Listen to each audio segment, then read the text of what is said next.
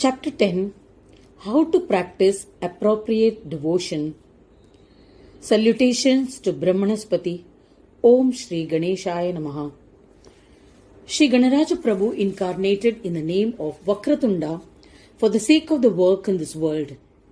In this incarnation, the power of the three Gunas was originally self-manifested. Vakratunda, who himself is beyond the three Gunas, expresses himself through the bearers of the three Gunas, namely Brahma, Vishnu, Shiva and other gods, who were created from his own desire and through whom he gets the work of creation of this universe done. But he himself is completely different from these three Gunas.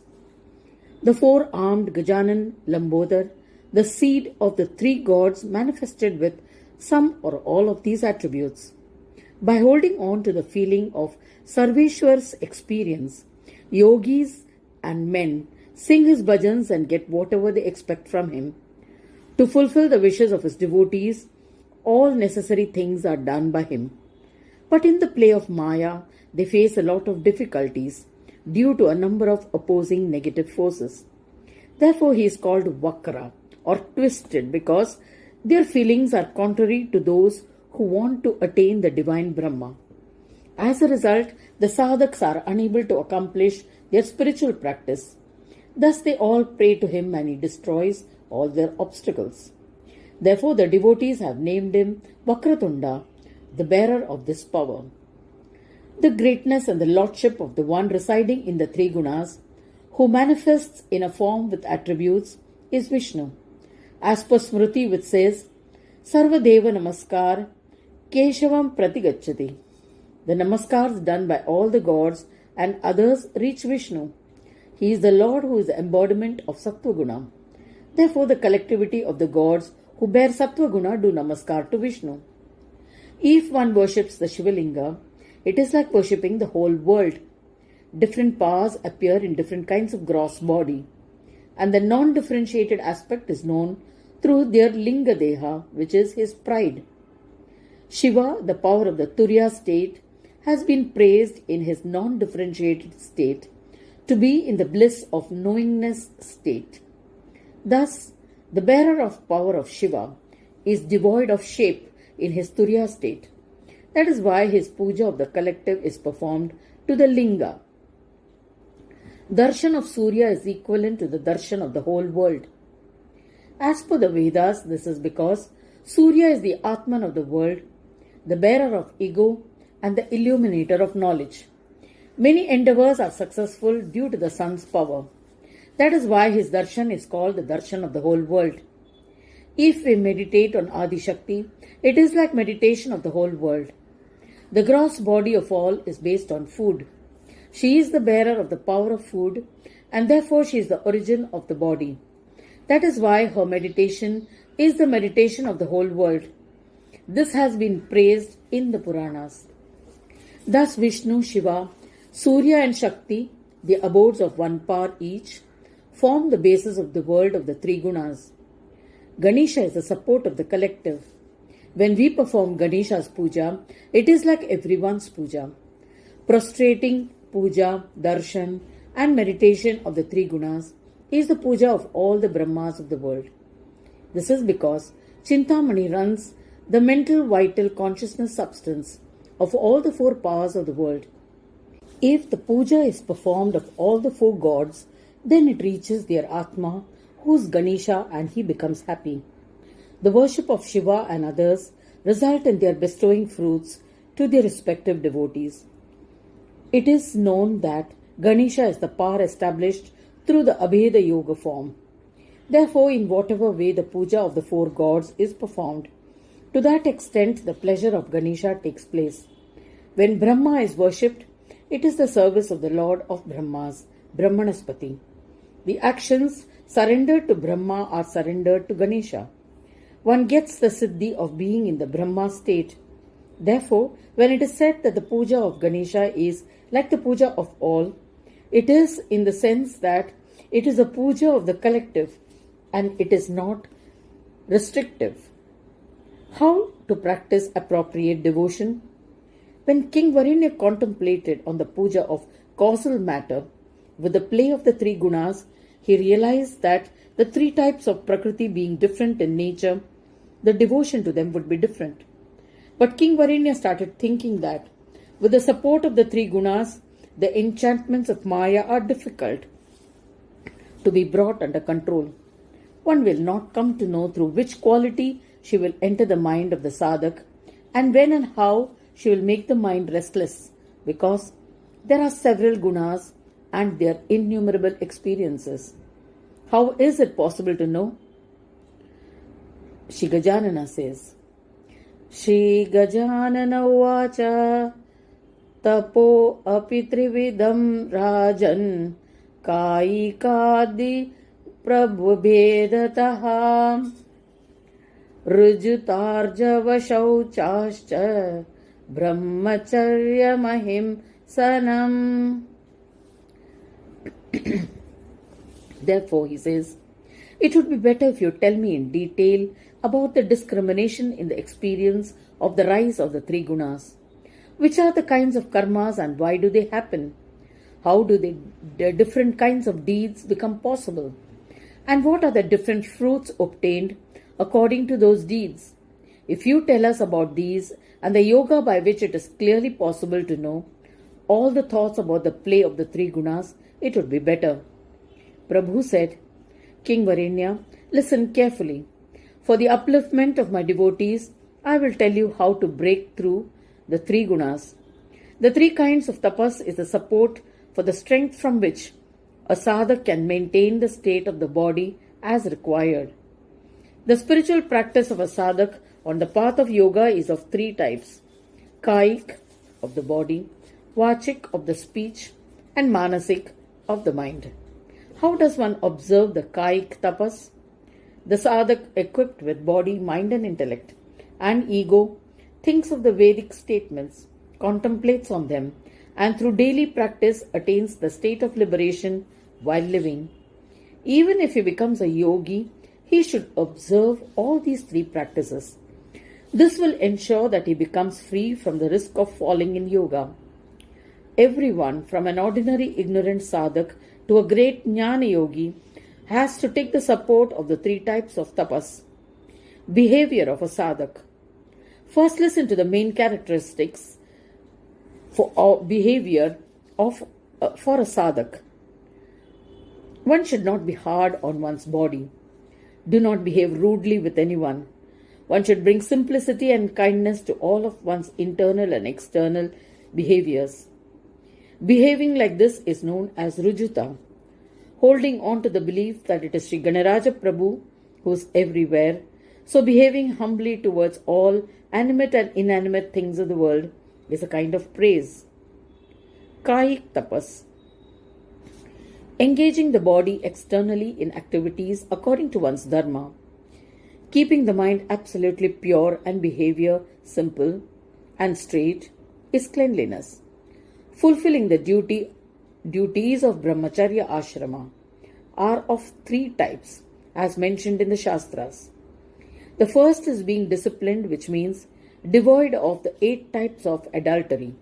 These are not listening to anything related to sex, not discussing about it through one's mouth, not playing pranks related to it, not entertaining thoughts about it in one's mind, not seeing those acts, not talking with a woman about it, not holding on to even the thought that if one gets it easily, then it's okay, and actually not doing any sexual act. A sadhak who completely cuts off these 8 types of adulteries from his life is said to be a disciplined brahmachari. The grihasthashram sadhak who observes the disciplines related to varnashrama dharma engages in sexual intercourse only for the sake of getting a child and lives only with his wife, and he is a brahmachari. The third type is how Parashuram took birth 21 times on this earth and relieved the earth of all Kshatriyas. At that time, the women of Kshatriya Dharma gave birth to children through Brahmins and took care to protect the Kshatriya lineage. In this manner, when a prayer is made to protect the lineage of a particular dharma, then the brahmachari Brahmans even though they offer their sperm for creation of children, are considered brahmacharis. Thus, there are three types of brahmacharis. Protecting them is considered as tapas of the body. Not causing any harm to the body and mind, and not causing pain to anybody, is the nature of non-violence. He describes more indications in the next sloka. Guru Vigna Dvijatinam Pujanam Chasuradvisham Swadharma Palanam Nityam Kaikam Tapa Iritam. Those fathers who advise about benevolence to others are considered gurus. Those with special knowledge are called scientists. It does not matter to which varnashrama dharma they belong. However, whether a Brahmin is of a good nature or not, he is always considered worshipful. Therefore, a Brahmin should always be worshipful for all. Similarly, those who hate the asuras are devas. Doing their puja are as ordained and behaving in a manner so they are not transgressed is the tapas of the body. In short, one who practices his dharma properly, even if it means causing harm to his own body, is considered as kai tapasvi, one who does tapas of the body. Rujita means being simple externally, while arjav means indifference of the mind. Being pure internally and externally, and being steadfast in one's dharma, not causing harm to anybody, and not letting out semen in a manner ordained by the Shastras, is brahmacharya. Not causing pain to anybody is non-violence. Worship of the devas and following one's dharma is said to be kaik tapas. After speaking about kaik tapas, he goes on to speak about the nature of the tapas of speech from shloka 3 onwards. Marma sprakacha priyam vakya manudvegam hitamrutam adhiti veda shastranam vachikam tapa edrisham. Vachik tapas. Shri Gajanan Prabhu says, the nature of Vachik tapas, the tapas of speech, is not being crooked in speech, pointing out the shortcomings of another person, speaking in a pricking manner or that which hurts the feelings of others. One should speak sweetly and in a way that is pleasing to the ears. No one should feel bad listening to it. The speech should be benevolent in this world and a tool in the world beyond as well. It should be truthful. One should always be reciting the Vedas, Shastras, Puranas, and Japa of the name of gods. One who has imbibed these in his speech is said to be a Vani Tapasvi. These are the features of the tapas of speech or Vachik tapas. Anta prasada shantatvam maunamindriya nigraha nirmalashayata nityam manasam tapa idrisham. Manasik tapas. Now let us look at the nature of manasik tapas, the tapas of the mind. Not allowing one's mind to be carried away even when contradictory thoughts emerge, bearing them quietly with discrimination, and being calm mentally are the characteristics of internal peace. One should make an effort to remain that way. When one is aware of the false results, why should you be disturbed by momentary changes? One should not allow it to happen mentally. Not getting distracted mentally apart from what is essential to one's duties, and not thinking good or bad about anyone is called maintaining silence. Holding all our sense organs in control and in restraint, and not allowing them to run towards sense objects is called restraint of the sense organs. Such behavior always keeps our subtle body pleasant and indifferent, which is understood as a blemishless mind.